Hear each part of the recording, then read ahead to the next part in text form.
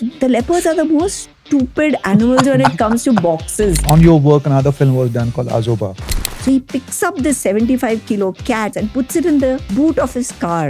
Does leopard pee smells like a basmati rice? The people of Mumbai are so proud of their biodiversity. I mean, a cat is a cat is a cat. Do you believe that it is possible to live in coexistence with any of the wildlife? Jim Corbett, I think, spoke a lot about the man-eating leopard. Do you think that he somehow did a bit of a damage to the leopard personality as such, or a character as such?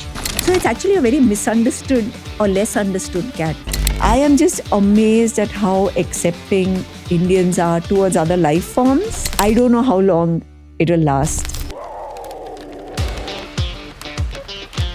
Leopards are highly adaptable and charismatic, just like our guest today. Her body of work has spanned across decades and has put a spotlight on how a large cat like the leopard can live alongside people. And it goes to show that India is a place like no other. Our guest today is Dr. Vidya Athreya. Hey, over 90% of you watching aren't subscribed yet. Subscribe to Some Like It Wild because we have a whole bunch of wild guests lined up for you. Thank you, Vidya, for accepting our request to come to our podcast. I'm going to start off with a very different angle altogether. So we have all grown up reading to Corbett books and Kenneth Anderson. And Jim Corbett, I think, spoke a lot about the man-eating leopards. Do you think that he somehow did a bit of a damage to the leopard personality as such, or a character as such? Oh, okay. I'm going to try and be as diplomatic as possible. But he did what was right for his times. He was trying to help the people and stuff.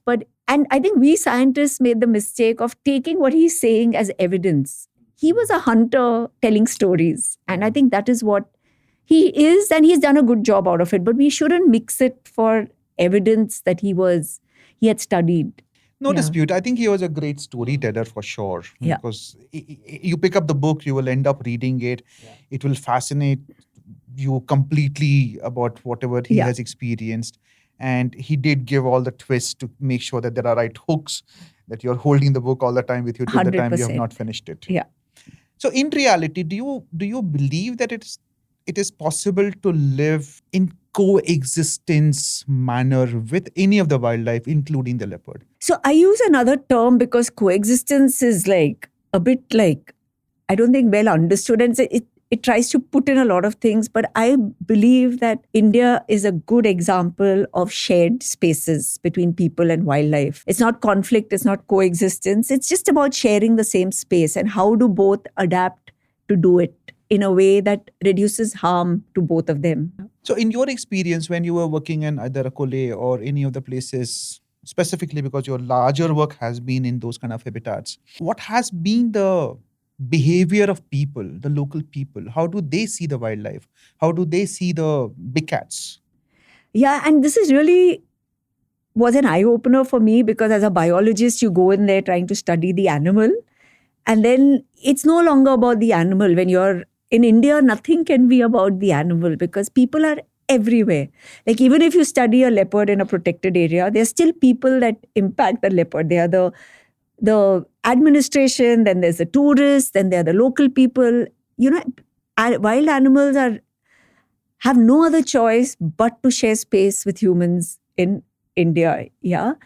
So in Akole, when I went there to study the leopard as a biologist. I had no intention of understanding or knowing. I didn't even think about the human dimension. But it was fascinating because these animals are living in the same space that high density of people live. How are they doing that? And the people, of course, are aware of the leopards all the time because they see the pug marks, they see their goat that has been killed, or they're sleeping on the bed in the night and underneath their bed, the leopard has taken the dog and run off. And the farmer wakes up and he's like, and another farmer is telling me, he comes and drinks water from this trough of water in the night. So much so I still remember him, he had a whole flock of sheep and goat and he had lost one, and I asked him, he's like, what will that poor leopard do? He doesn't have food to eat. So it's like a totally different narrative once you start working on the ground because nobody has really studied how wildlife lives with people in rural landscapes. It's all studied in national parks where it's increasing now. More and more people are studying outside. But it's, to me, that human dimension is fascinating, because how are these people sharing their space with an animal like a leopard? I think when we speak about tigers and leopards, I think leopards are very fascinating. They live close to people. Can you give us like an idea of what kind of animal is it compared to a tiger or a lion? What kind of an animal is it? Yeah, so I think what makes the leopard so adaptable is its size, because a tiger and lion cannot escape detection. Okay, in a human use landscape, they're really large. But the leopards, they can hide behind like this small, and they just camouflage so well. So I think that's how they really get by, and they're so successful. I also always say this, that this is a story about the two most adaptable species. One is a human and one is a leopard. Both are so adaptable, no? So I often see similarities in the two. Yeah. And leopard is pretty, means strength-wise, they are very strong. Very strong, yeah. I mean, a house cat, if it doesn't want to be held, is strong. You Yeah. can imagine a leopard, which can weigh as much as I do. Yeah. So almost like a male leopard will be what, 60, 70 kgs? Yeah, the most I have weighed is 75. 75 and the kgs. females, an adult female can be as little as 25 kilos. Yeah, so it's really interesting, because our female leopard, when her sub-adult son, both of them we had collared them. So when they would walk, the farmers would, if they saw them, they would say, "Oh, mother and Pillu," because actually mother and Pillu. Yeah. And I think when I remember reading a lot of Kenneth Anderson books when I was young, and you would always find that how he described, like in case a leopard became a man-eater, that leopard is like one of the most cunning cats, and the tiger is more of a gentleman cat. That it has some rules of engagement with people, whereas a leopard, if it's really threatened, it becomes like a really tough adversary to catch or to deal with. Is that really true? 100%. And also our experience is that if you've caught a leopard once in the trap cage and it has not had a good experience, it will never come back into that trap cage.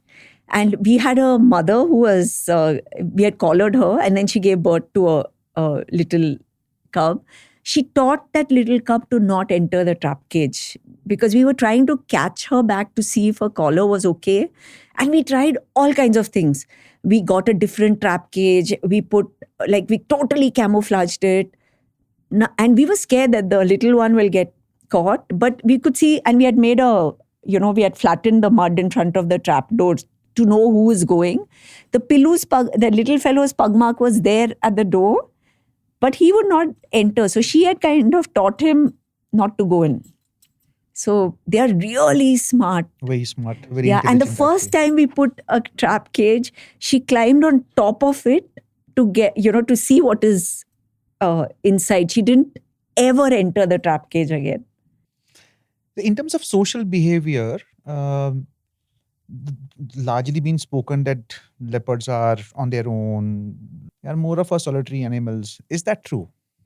So I don't think it's true. I think that's an artifact of the fact that we did not have technology to study them, which we have now. Like earlier, it was those radio collars. So you have to go to 3 separate locations far away, then triangulate, put this line. So where it intersects is where the leopard is. So you don't know. It's a very hard work of the biologist. But now with GPS collars, every hour you can know where they are. Okay, and so since we luckily had collared a mother and sub-adult son together, they were constantly meeting up. And when she had a smaller cub, all 3 of them, the sub-adult cub was this tall, the mother and the little one would all be walking together in the night. We would know from the GPS locations, and we would Plus go the next pug day marks. and see the pug marks. Yeah. So there's a lot of the mother still trains, like you said, it teaches the kid, the cubs and all these things. So how long do they have that relationship until they kind of go off on their own? Yeah, so I I will bring the humans here. Just like we have our children with us till about 18, 19. Similarly, for about 1/5 of the mother's lifetime, she takes care of her cubs.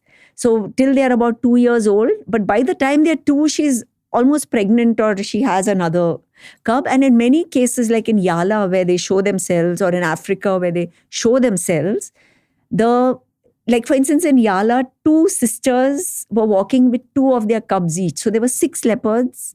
And apparently the leopard families are around females. So the mom, daughters, sisters. Like wild dogs Yeah. or elephants. Yeah. Yeah. Yeah, I So- had a similar experience in Beira. Mm. I have seen 6 leopards Correct. sitting on the steps of a temple. Yeah. And that was very surprising because that's the first time in my life I saw so many leopards at one place. I've never But ever that is experienced because we've never seen them. it. Yeah. They don't show themselves. Yeah, they and don't that's show a up, yeah. problem because we can't study them. You know, tigers, whatever, because they're so large, you can go to a protected area, follow them and all. But leopards, it's so hard to see them. In India, it's at Beira and it's at Jaipur at Jalana, yeah. and Sri Lanka Is Yala. is Yala. Yeah. So it's actually a very misunderstood or less understood cat. I think coming back to the fact that they don't show themselves, so we don't have the data to see what happens and all that. I think with whatever data is there, I think films are a great medium for, putting that information out. And I think one of the most fascinating films that you were a part of, and I was also a part of, luckily, was the 21st Century Cats film with Rom and this. And I think that film was so fascinating, one, because we kind of are taken on a journey through how leopards are in different landscapes and how they behave differently through different landscapes.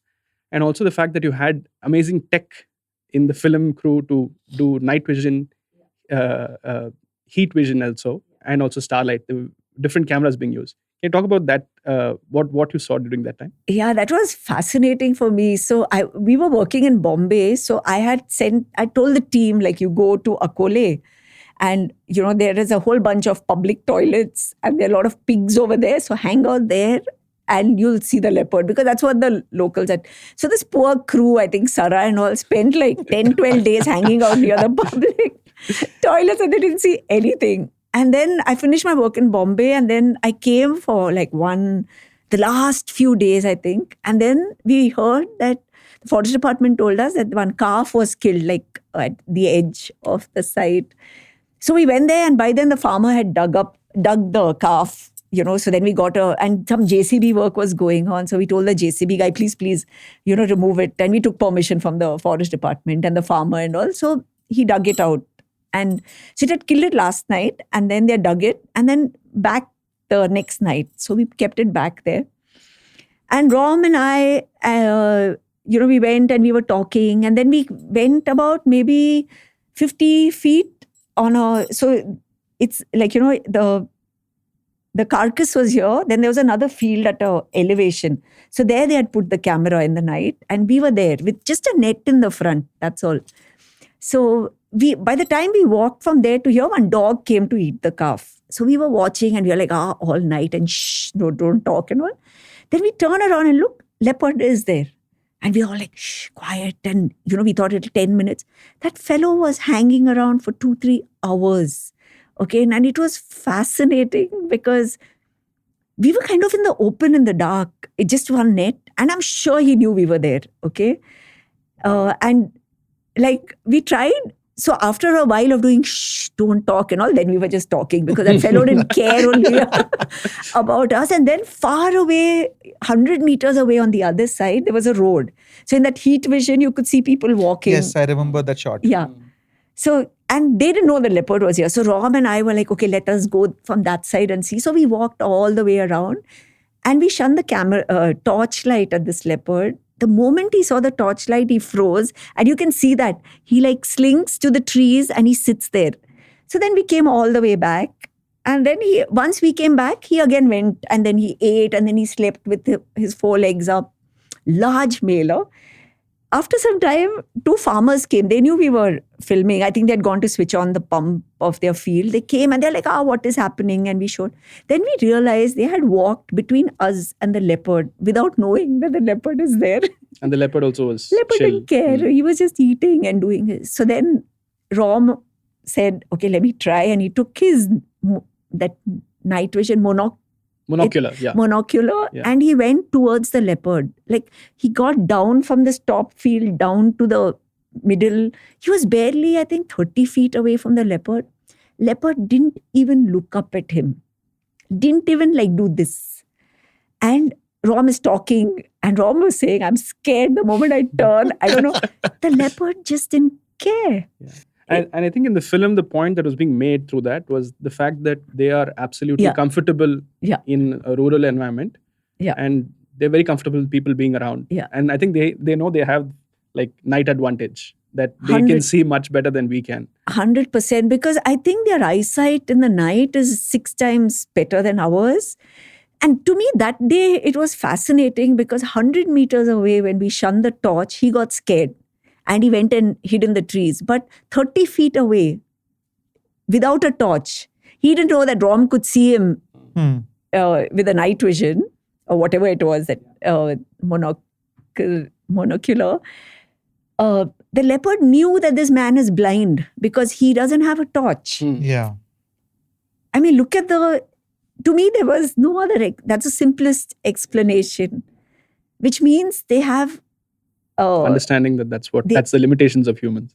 And that means they have something much bigger than just being an animal, right? It means they have learning. And even when the mom taught her cub not to get into the trap, she's teaching her child something. So they're not just functioning like robots. They have agency, they have learning. It's like another world for me. Yeah. Fascinating. And all your work, not all your work, but on your work, another film was done called Ajoba. And 2 days ago, I saw the trailer. Actually, I have not seen the movie, but I've seen the trailer. I saw Urmila working as a journalist, if I'm not wrong. No, she's apparently a biologist. Biologist. She is you, it right? sounded like... She's Vidya. It sounded like a more journalist also in the trailer, more than the biologist.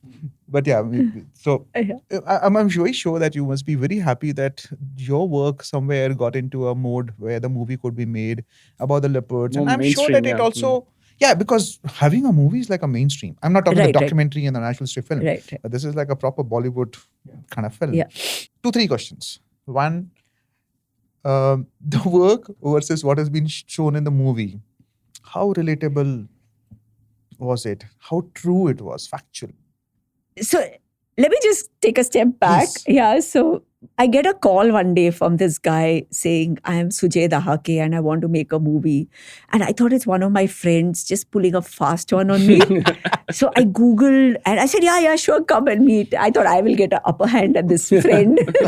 So then I Googled the thing and it was indeed him. And he had just won a national award for a Marathi movie called Shala. So young chap, and he said, I know everybody's telling me not to make a movie about animals. It never works. But I am amazed at this cat. So actually the cat is the protagonist in this movie, Ajoba, because of his story where he walks 125 kilometers from Pune district to Bombay against all odds in a way, So I thought that was amazing. He was released there and then he walked back. He was relocated basically. Yeah, so he was released at Pune district, Junnar, and in 25 days, he walks 125 kilometers to Sanjay Gandhi National Park. And he lived there till he died. So we believe he was perhaps translocated at some point. And because he was an older cat, that's why we called him Ajoba, which means grandfather in Marathi. And older cats don't, like younger cats will, like teenage cats will go New territory and, usual like teenage kids. But the older cats will be at they will want to home territory. They will want to go home. They will want to be home. And what further this... So we didn't know that he was from Sanjay Gandhi National Park?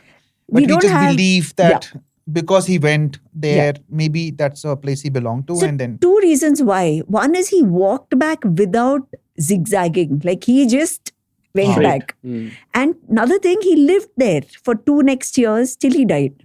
Oh, okay. Yeah. So, and the way he was found also was amazing. So after 4 months, a collar stopped working and we had a automatic opening. So it fell off also.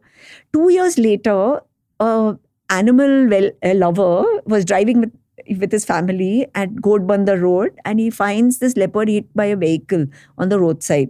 So he picks up this 75-kilo cat who is still alive and unconscious and puts it in the boot of his car with his family in the car and he drives it to Sanjay Gandhi National Park. I am just amazed. And then Mr. Limay, who was a park director, they check it for a microchip. And he calls me at 11 in the night. Okay, I think it was 15 December 2011. 11 in the night. Vidya, check what was the chip of Ajoba. And I'm like, what? After 2 years, who? And then I check, it is Ajoba. And he died by the time they reached the park.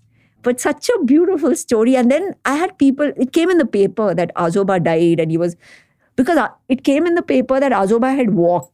So a lot of people in Bombay knew about Ajoba. Okay. So when he died, again, it came in the paper. I had people calling me.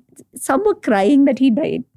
Just look at how these animals the emotional touch your... connect happened without a specific... Yeah. Just, I guess his story was inspirational. The fact that he walked back against all odds. And that was the movie that Sujay made.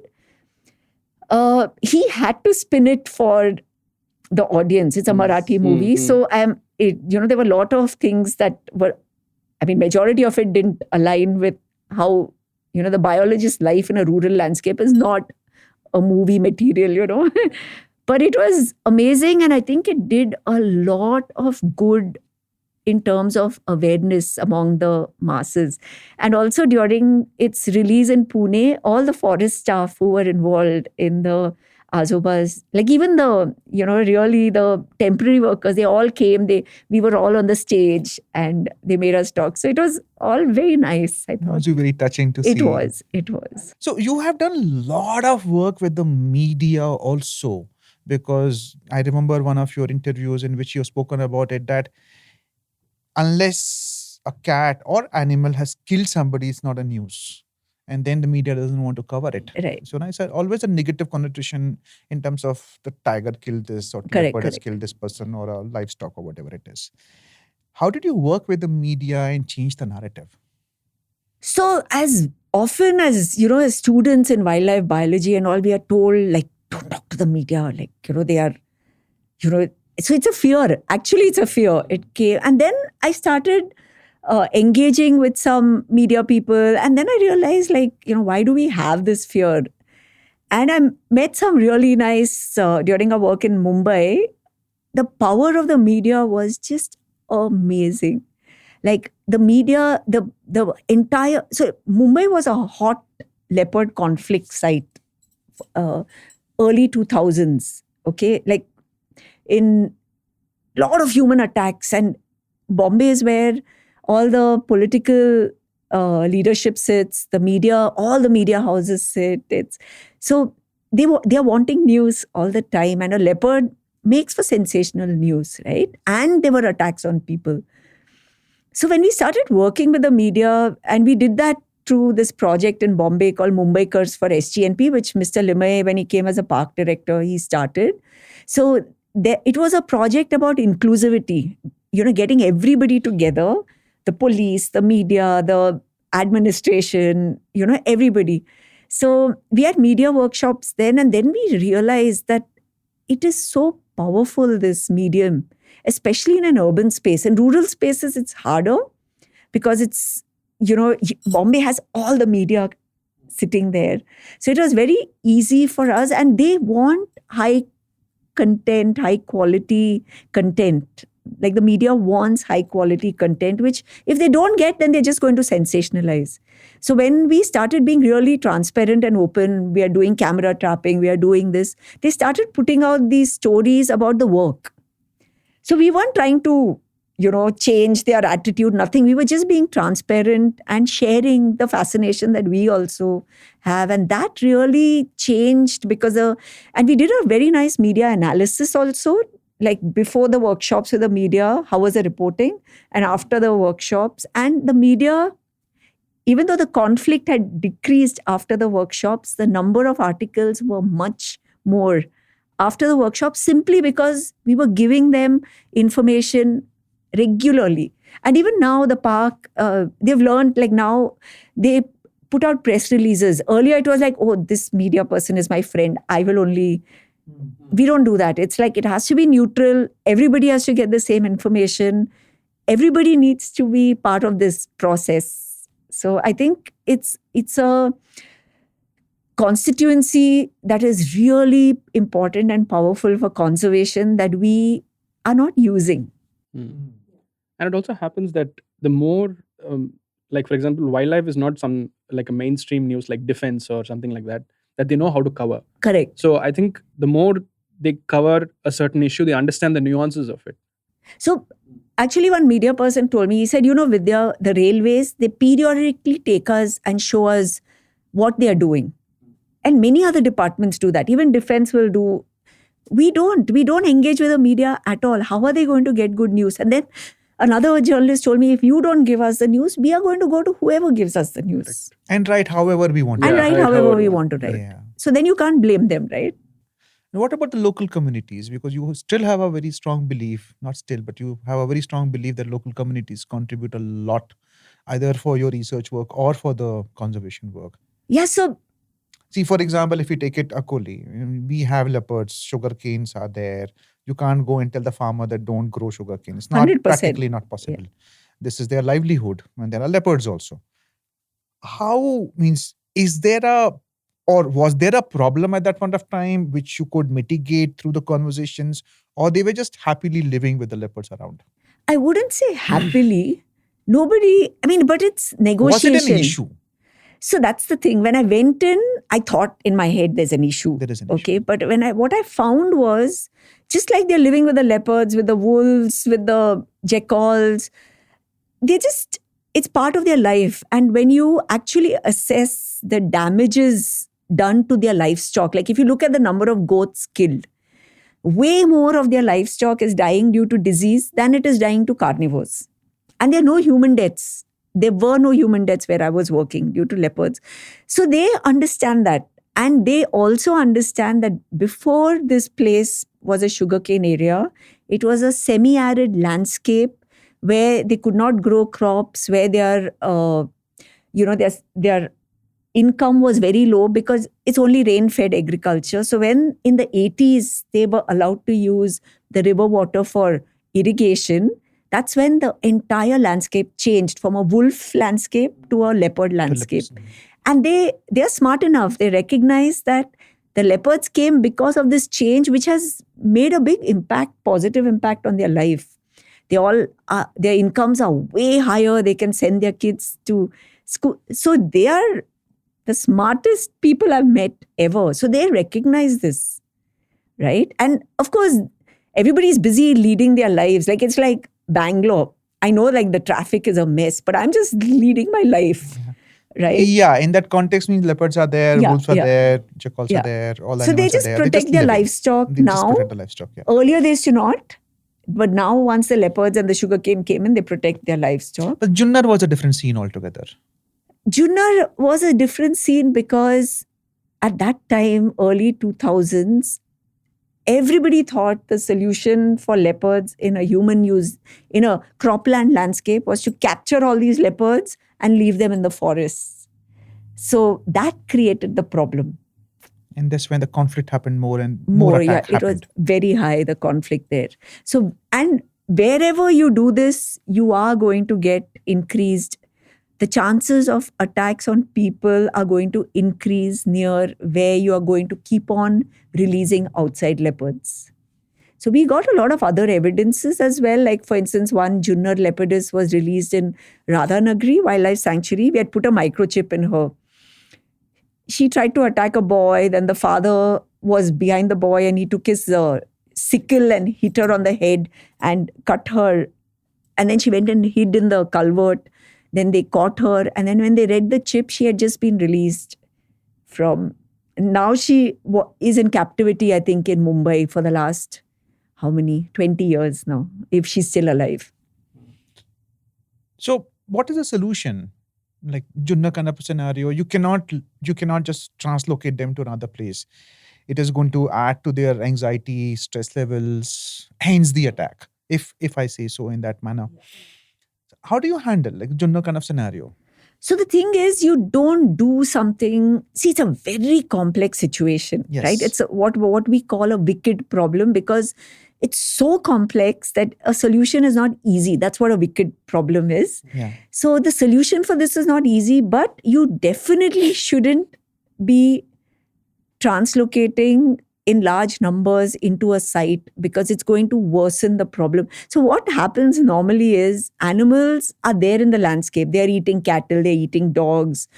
Or you'll see them in the night, maybe when you're driving, they are not doing anything to humans. Yes, they are a threat, no doubt, but they are not the ones who are coming and attacking, right?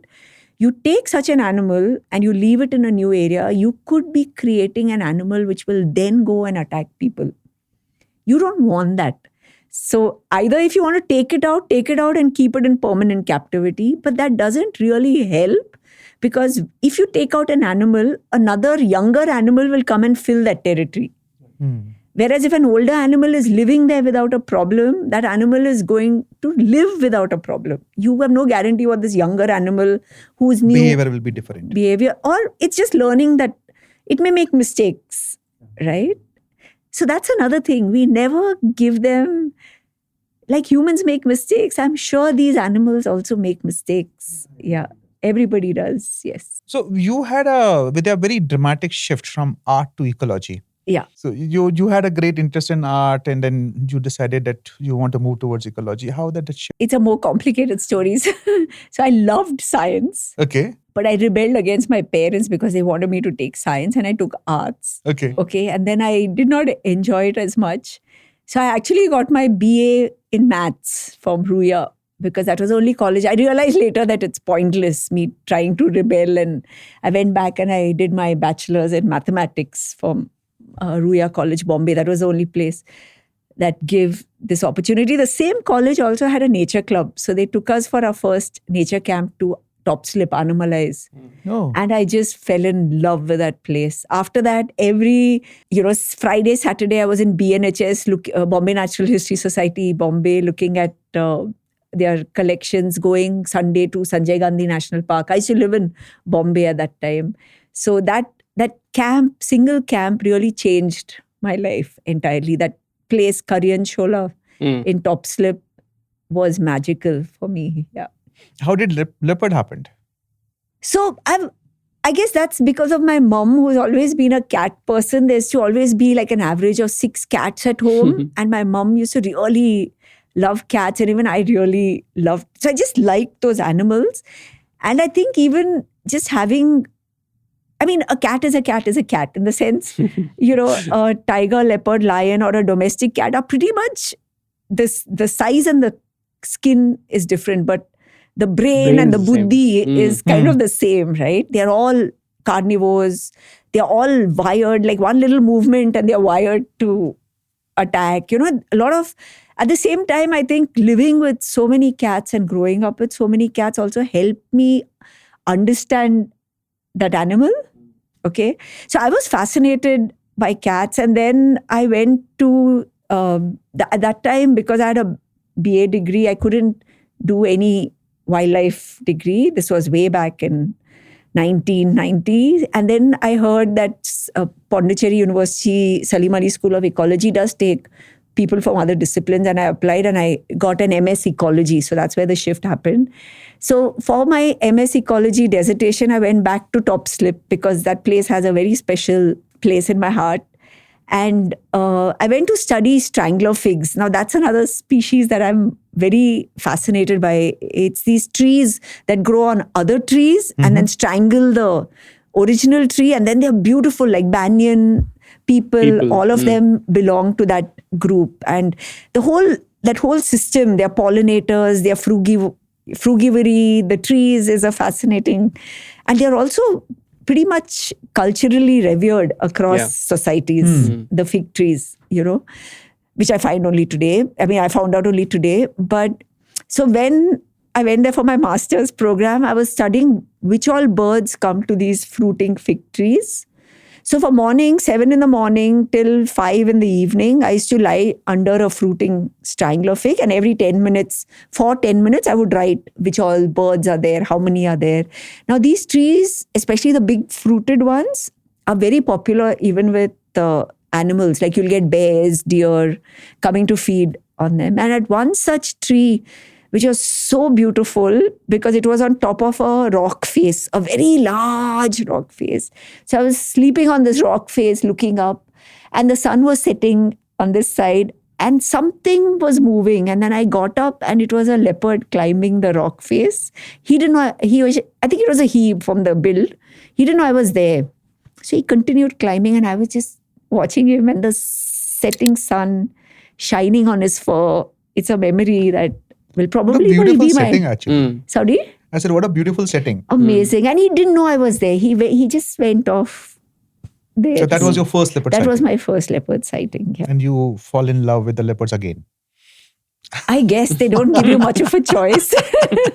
Yeah. Yeah, I mean, say if you talk about the 90s and you being a woman biologist, Yeah. I'm sure it was very, very difficult at that point of time when I think most of the big cat biologists or the researchers were male. Yeah. I have actually...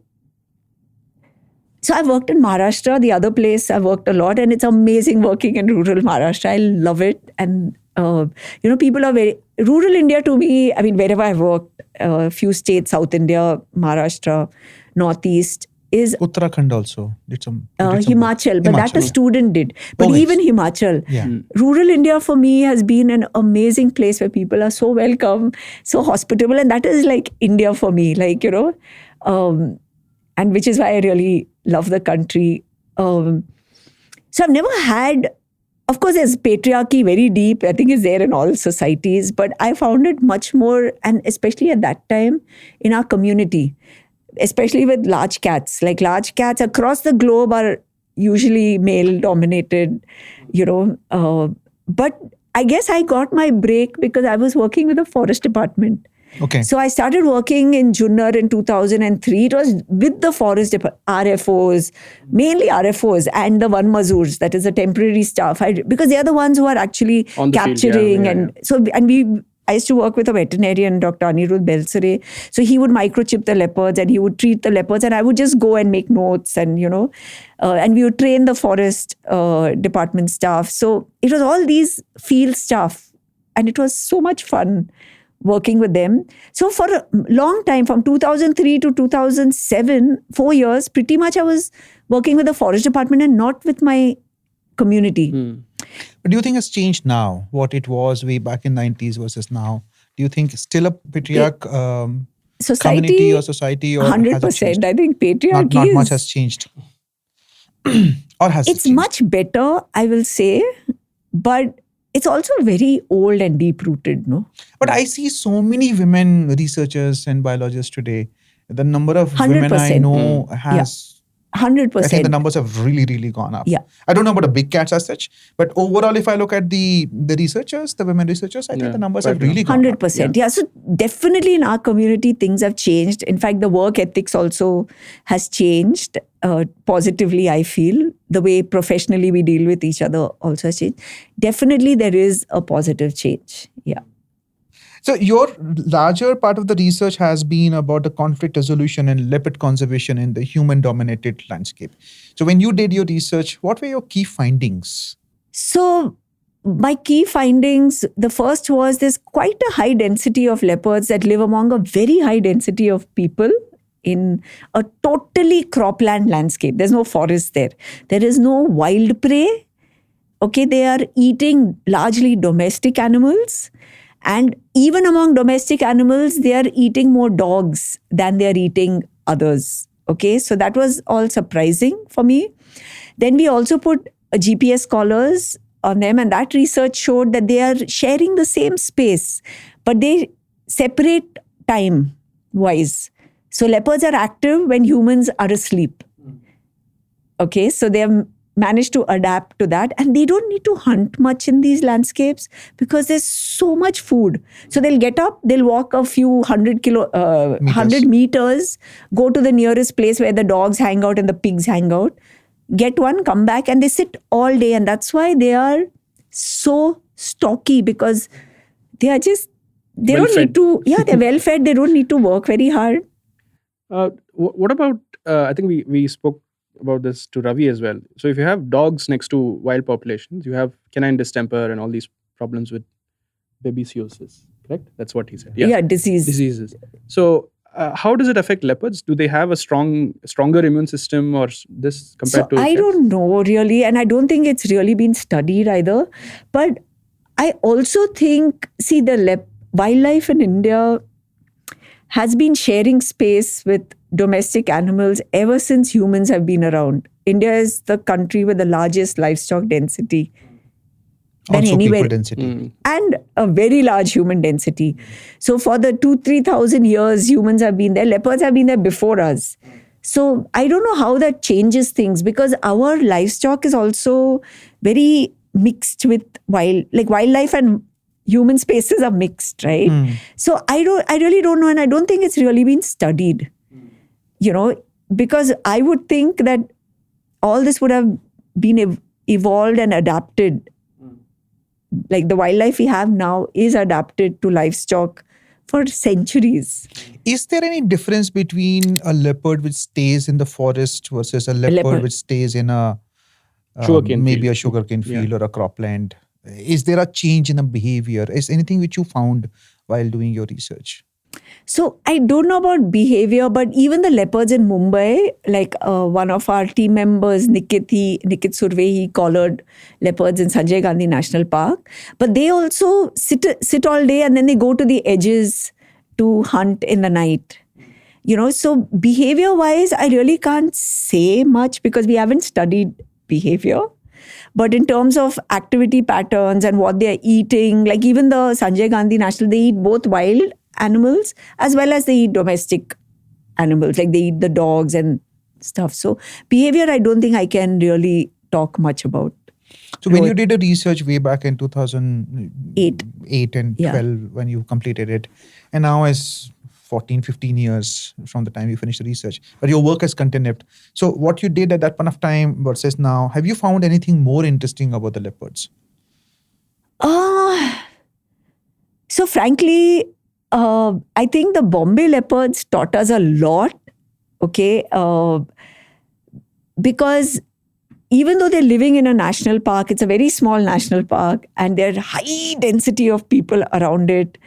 And the very fact that they navigate those spaces and how they cross the highways, like that big Ghodbandar road the leopard used to cross. So I think that kind of how these urban leopards live has been a learning for me.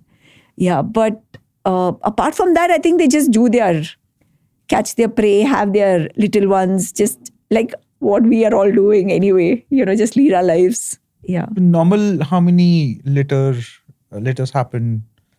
So Any I idea? cannot say because again, we didn't go down but whatever I've seen from the cubs that have been captured and what literature says, I think 3 to 4 is what they have. And pretty good success ratio. I don't know about that because I think people say, oh, all 4 will survive, but it's also a human dominated landscape, which is very tough. Because where Lakshai, for instance, that female of ours, she put her cubs, it was in a sugarcane field.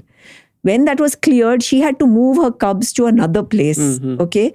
If she wasn't there, those cubs would have been picked up and taken if they had seen it. So it's a very different landscape, and she has to Keep moving the cubs. She has to keep moving the yeah. cubs in a place where people are using it all the time.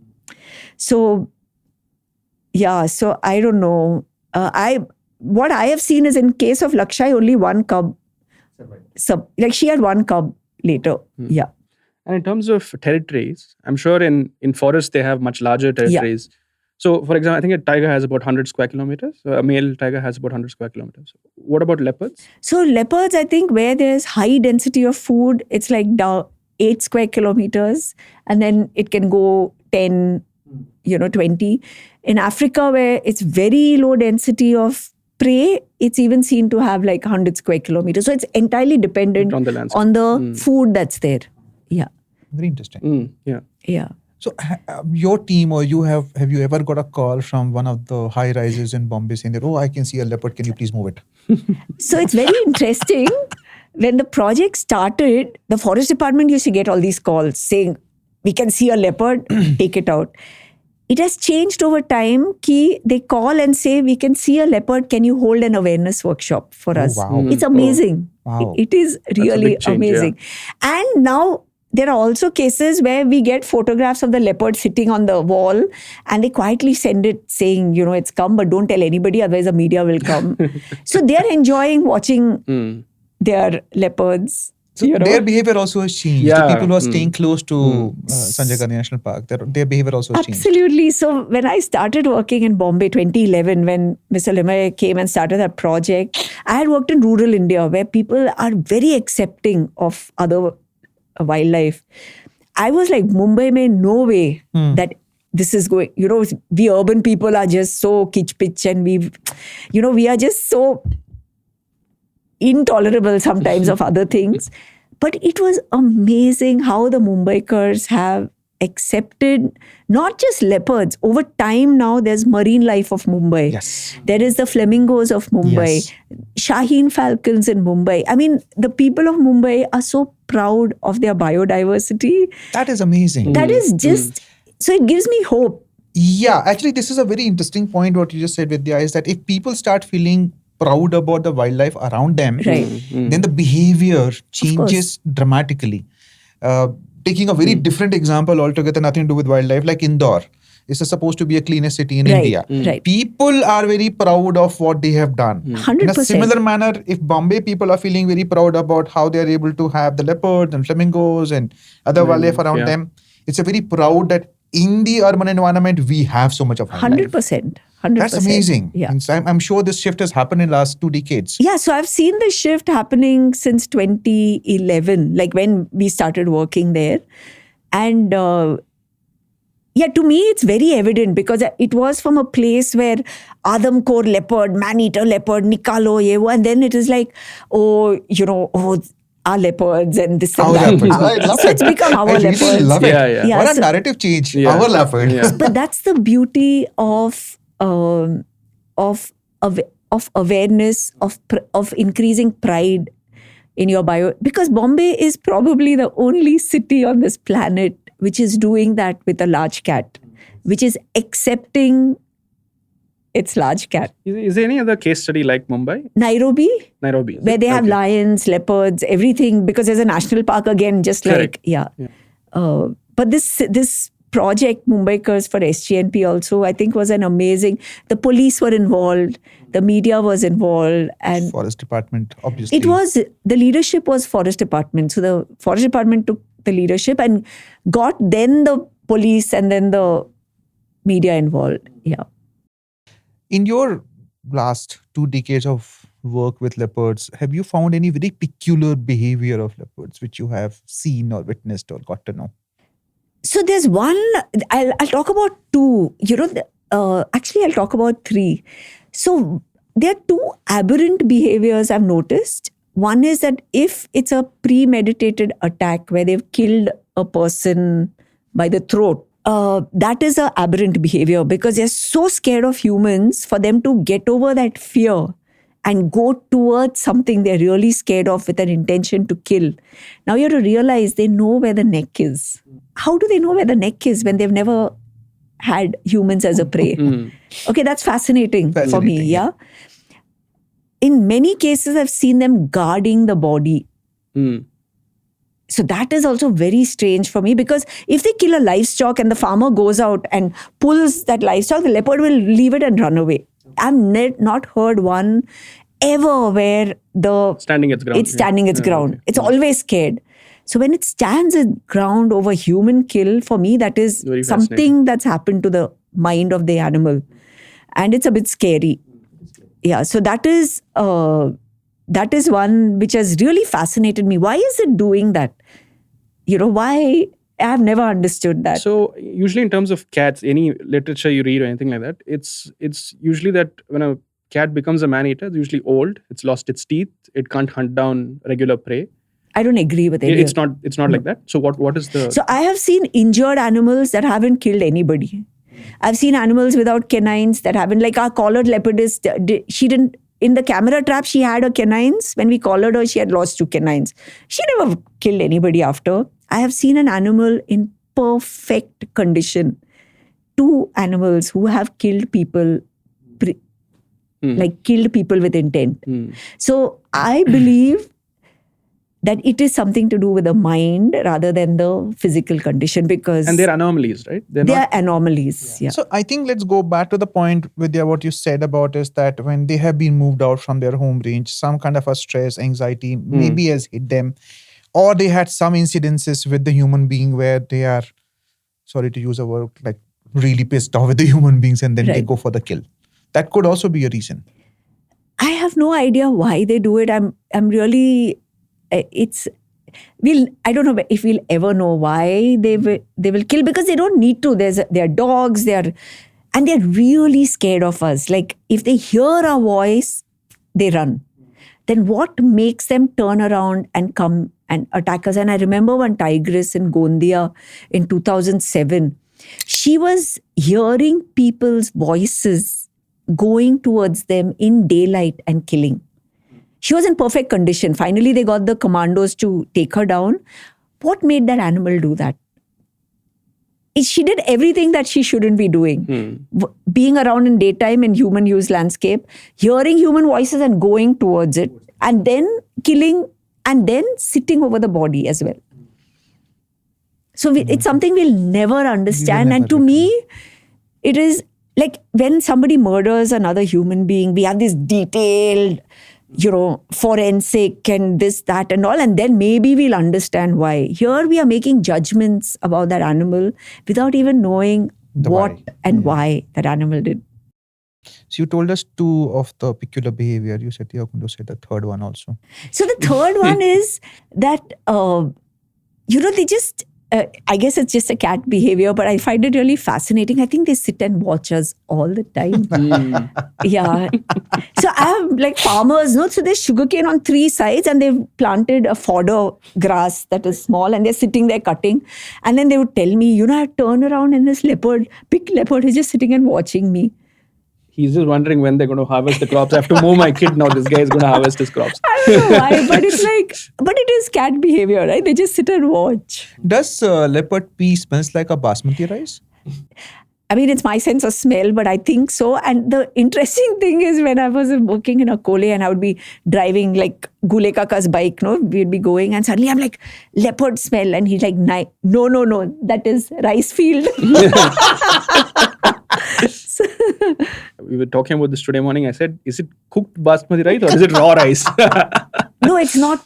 I don't know. I guess the cooked and the raw also have equal, like they have Smell a is connection. there. Right? Yeah. The smell is there. Maybe it becomes more powerful smell when you cook it. Yeah. The smell doesn't change by the way. Yeah. Fascinating. Oh man. And I have to tell you another really... Please. So we had Lakshai, who was the mum, and her son we called him Jai Maharashtra because he was captured on Maharashtra Day. So he was this large fellow. And then one day, we go to this farmer's, this farmer, and he's like, I don't know who these robbers are. They're coming and stealing all my... He had put hybrid amla. He's like, these kids or somebody's coming and breaking all the branches. And then from our GPS collar data, it was this young male who was this big, who was climbing up and down the trees and breaking the branches. And we could know because of his collar that his locations were there. And he was playing with the branches and breaking it. So it's like... Fascinating behavior. So in terms of conflict management, Vidya, before you started working or at that point of time when you started working them, because we didn't have much information, pick up the leopard, translocate to another location. Now, how it has changed when we gathered more information, we did the research, we had a lot of intelligence to... So I don't think really it has changed much. In some places it has, like in Bombay and all, I think they really recognize it and that it can really create a problem. But I think the problem is because there's so much pressure put on the forest department to trap that they don't have a choice many times. There's a lot of pressure that comes from above, sideways, everywhere. And how much they'll tell. And it's hard also to tell, don't trap. Where is that person who has seen a leopard outside their house saying, let it be? You and I won't do it. Yeah. In fact, the rural people allow them to be there, which is amazing. So I think, I don't know how to deal with it. In Bombay, we could deal with it because it's a smaller place. It's a it's also the media on your side. Everybody understands the issue, but in large landscapes, I don't know how really to do this. Yeah, and because people also have to spend time in the field. It's not like... And still nothing happens. But I think a greater awareness for sure, because in Bombay, that was it. It was a greater awareness. Also, greater help, what to do, what not to do. And these village, in fact, even the MOEF guidelines recommends this village rapid response teams. From each village, have a couple of youth who are monitoring, who are trained to understand and respond. That itself will help, because right now there is zero awareness, and that is dangerous about anything. Anything, yeah. Yeah. Has this also happened that there is a animal which is a kind of like a conflict animal or disturbed animal, and the wrong animal has been captured and released somewhere else? So it's really hard to know which is the animal that has created the problem. Like if there's a human attack, the first response is to put a trap cage. Now the youngest inexperienced cat will come and get caught. Yeah. And then you go put a trap. So when I started working, I remember the forest officer saying, "Madam, we have put trap cages here, and in 11 days we've caught 7 leopards." Because the leopards are the most stupid animals when it comes to boxes. Like cats. You keep a box and they want to enter it. Right? Curiosity, that's it. I don't know what it is, but just a box. You see a house cat, you keep one box. This smaller box, it wants to go sit inside. So, in fact, hyenas also take goats and all where I work. But they will never come in a box. Wolves will not come. It's only cats. So, a hyena may have killed a goat, but the leopard gets caught. So 7 leopards, how will you identify which one is a You trouble? can't. It's very hard. It's very hard. Yeah. Unless there is a camera trap being done, and then we know that this is a particular animal which has been troubling. In fact, that helped long back in RA Mill colony. There was a citizen science bunch of people who were constantly camera trapping. So in a couple of cases when there were human attacks, they could pinpoint which animal it was based on this camera trap data. Yeah, which was really interesting. And it's a good model to use, especially now. This was like nearly 8 years back. So this park, Sanjay Gandhi National Park, is what? Some 100 odd square kilometers. Yeah. And supposed to be having a highest density of leopard in the world. Right. How come? So I think it's because of the huge number. So there is prey in the park, which is just normal. Okay. But at the periphery, huge number of dogs. Like one of our collared leopard is, so Film City is at the edge, right? Where all these film shows go on. In the evening, there is like shooting going on above, okay, of a film. Down below, under that stage, one dog has given birth to cubs. This lady has gone and eaten all the cubs. And they got her on CCTV going in and out. So there's so much of dogs there. And then there's RA Mill Colony, which is again adjoining the park, where they have a lot of dead cattle which die, right? And they just dump it. And we know that the leopards are going there. And then there are pigs, like domestic pigs. And then there are rats. And then there are bandicoots.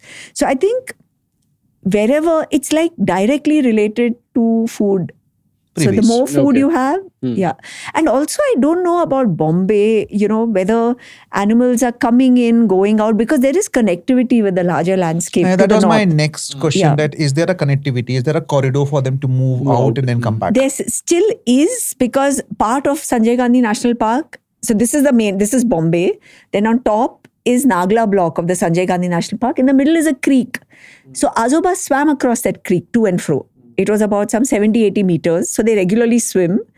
And beyond, when you go up north... Completely not asking. Sorry, I had this question in my head. So if you go beyond up north, it's that entire Thane district that goes to Nashik and goes to Junnar. And leopards are there across. So Ajoba used that landscape to come in. So obviously it's permeable for leopards.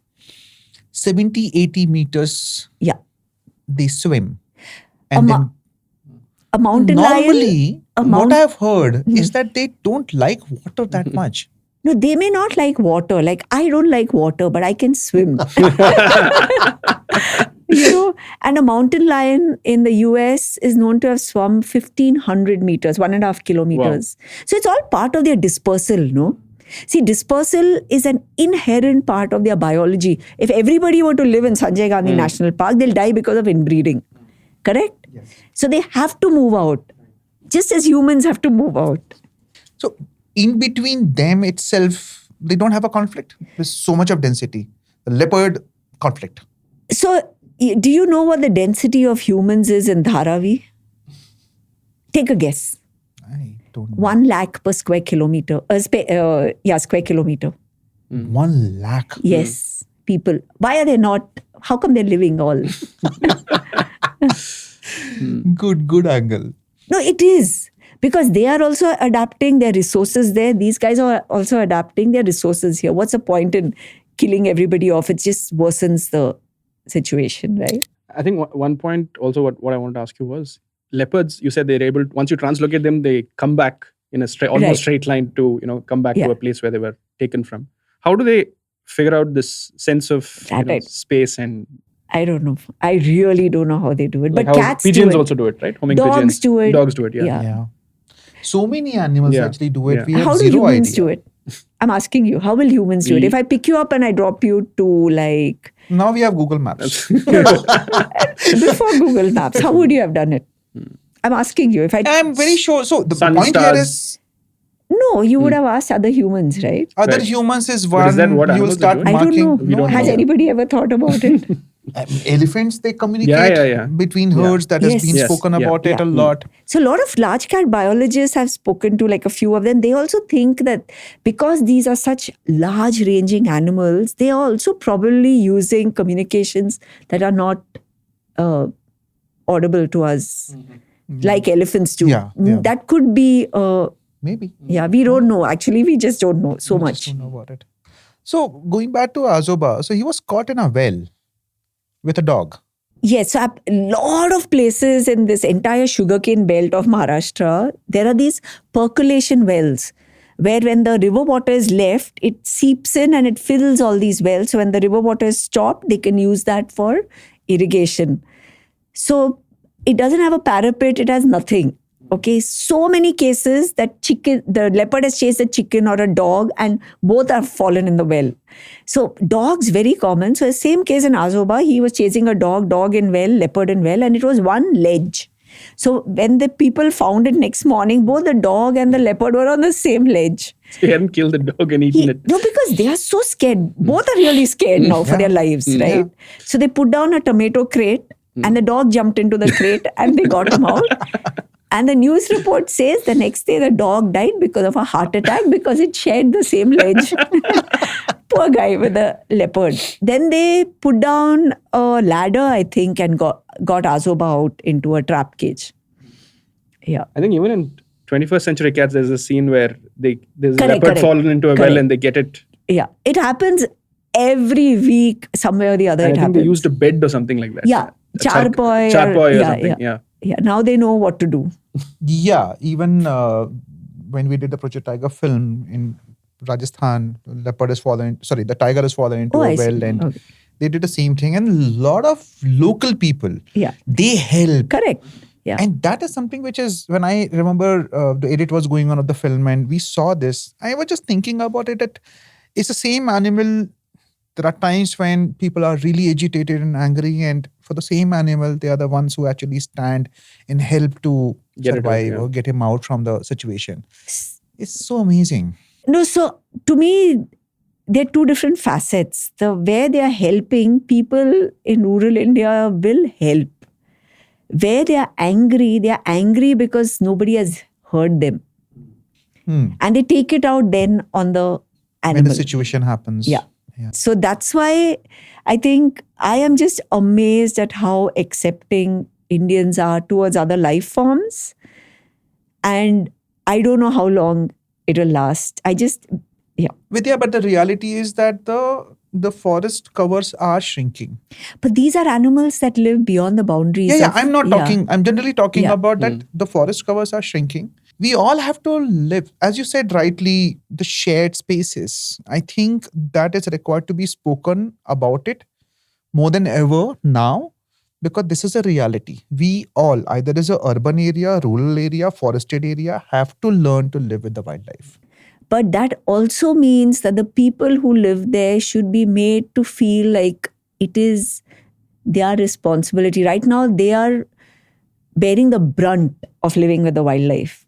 Like, are we ensuring that we are hearing them, that their problems are due to wildlife are being taken care of, that we are actually working with them and the youth there to better the situation? We are not. So we cannot go there and say, share space unless we put humans first. We have to put humans first. What all we can do it to make sure that this shared space as a philosophy is being established well among all kind of landscapes? So I think the beauty of India is it's already there. What we need to do is how do we get the local communities, let it be panchayats or whatever, as partners in this conservation efforts, which means we sit down and ask them what is it that you would like first before us telling them what they should do, and work with them. So the Bombay project, it was done with the urban people, but this is essentially what was done.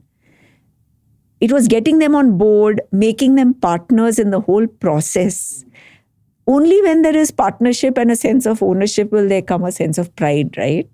Yes, sense of pride. Yeah. So the whole, actually, the larger, this is a great angle what you have given, and I really would like to think more about it. That how do we create that sense of pride? And as I said earlier, I'm not limiting to a landscape like a rural or urban, but overall as a landscape of India, because in our culture we have been taught not to harm. That is there. Like if your project name itself says Ajoba, so it is there. You have these shrines in different places, and you have done a lot of work about the nature, culture, relationship. I think it's there imbibed. We just have to bring it out. Yeah. With all your work with regard to the nature, culture, association, relationship, I'm pretty sure you will have great examples to talk about it. Yeah. So I think,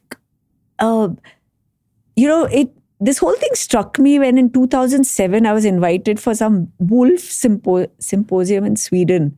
So I was sitting next to this elderly farmer who was also an IT engineer, okay? But he was a rural farmer in Sweden. And in Sweden now the wolves have colonized after completely killing off all the 4 large carnivores. Barely they're trying to come in from Finland, and one wolf has 1,000 square kilometer area. He was looking at a 1988 paper of wolf attacks in Chhattisgarh that time and justifying why the wolves of Sweden need to be killed. Sweden, human density is some 10 per square kilometer. Wolf, 1 in 1,000 square kilometers. And I was sitting there saying, I had never experienced, that was when I realized what we have here in India. No other place tolerance, yeah. I have visited has this kind of overlap between wildlife and people. And if people want to get rid of wildlife, very easy. Why haven't? And then you come and you find institutions like Ajoba. You find relationships with all kinds of things, like monkeys to ants to everything. The decoration outside the house that is put is for the ants. Why are we thinking about all these creatures when we have so much, going on in our lives? And that to me is, and my Norwegian collaborator, he said that somehow you guys seem to have more space in your heart for others. And that to That's me, well put, yeah. It's very well put. Yeah. Actually, means thanks to you, we could work on One Katha as a project where we could document some of these stories. And they are fascinating. Yeah. Really fascinating. And I think, as I said some time ago, that it is imbibed in our culture, in our mind. In our way of living, in actually. our way of living. Yeah. So it is great to look at how we are able to get these stories and showcase to people. Right. And I think that connection is required to be built very strongly, specifically with the urban people. Yeah. Rural, they still have the connection. Yeah. They still believe in this. You will see the tiger temples, you will see the monkey shrines, and you will see so many of these different places. But my question is 10 years down the line, like this I said in 2015, now it's already 10 years. I was like, after 10 years, there's not going to be any wildlife in India left. And it's still not just that we've also got the cheetah here. I know people have a problem and all that, but which other country in this place is going to go get another large cat? Okay, no, where? Yeah. No Okay, country. and But to me, the next 10 years, I think we really have to change what we are doing with the people. Because right now, they are not partners in conservation. The local people are not partners in... So that is something which we need to do, Yeah. Either as a government, as a forest department, policymakers, or as a non-profit organizations. All have to look at it, how we are able to work with the local communities In and make them partnership. that's what I was saying. Yeah. That make them And this them is part not of it. like right now. A lot of focus is on inside protected areas, but what do we do with 95% outside? It's a large landscape. How are you going to make them partners? I don't know. I don't even know if it's possible. But to me, I'm sure Yeah. if there is a thought about a partnership, there are ways and means by which we can figure it out, how we can do it. I'm sure there are some stories in some place this must have been done. maybe. Maybe. Yeah. Even you look at your work, either talk about in Junnar or in Akole, you did work with the local communities and Yeah, but I didn't I was still a biologist. What I'm Yeah. saying is a bit very different. Right now, pretty much we go in there, we do our work, and then we tell them what to do. It doesn't work. I get that. That is a Yeah. wrong way of doing Right, it. right. It is all about, as you said some time ago, ask them, Yeah. understand from them. There are pretty good chances that they may only give a solution. Correct. That how this can 100%. happen. Yeah. So my last question before we close this is that to a young researcher or a young biologist, what would you like to tell them to do or not to do it? So I've reached a stage in life when I can give advice to This is the reason I'm asking that question. So I think the most important thing is to be a neutral observer, because I didn't start from a space of See, I was really young when I started. That time you want to change the world, okay? And then you have all these ideas. But I'm so grateful that I worked in the forest department because it removed all those, highfalutin ideas I had and saw the realities, right? Also, what I think really helped me was working across other disciplines. Like initially I started working with a veterinarian. So I learned so much from him. Then I was working with the forest department. I've learned so much from how they manage on the ground. Working with villagers, seeing what they do. Working with the media in Bombay has taught me yet another thing. So I think these collaborations and going outside your comfort zone and just being an observer then at the end of it, not judging, I think has allowed me to, maybe do whatever little I could do. Yeah. And I think if there are any policymakers out there who are listening to this podcast, what would you give, given that you've spent so much time on the field? So I see that so to me, India is such an amazing place in terms of these shared spaces, and we know so little. For me, we already have example of how the Anthropocene should look like. We already know how to share space with wildlife. This needs to be documented, studied, understood. But I think this lack of collaborations between, very few good collaborations between the administration and the biologists is not doing that any good, because we don't know. Things are going to go and we'll never know. And to me, this is about the history of humans. How we share space with animals is about our history, right? Which is a much bigger thing. And to me, the knowledge going is pretty sad for our own history. So also, I really enjoyed from the collaborations that I was part of. And if I had a magic wand, I would just somehow make it happen for everybody to collaborate and work together in a very respectful, you first way, if you know what I mean. Yeah, instead of me first way. Great. Yeah. I think a couple of things which came out very, very strongly with our conversation is about the shared spaces. It's about people first, that is required.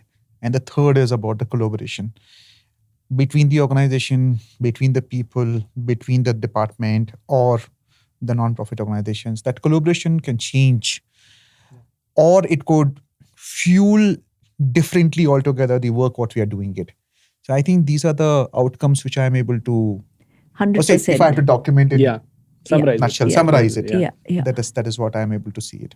Thank you, Vidya. It is Thank you lovely, so much. lovely chatting with you. That's an awesome conversation. Yeah, thanks. Leopard has Thanks, Rohit. fascinated all of us, Right, and now right. it is fascinating more actually. Thank you so much for having Thank me you, here. Vidya. Yeah. Thanks a lot. Thank you. Thanks.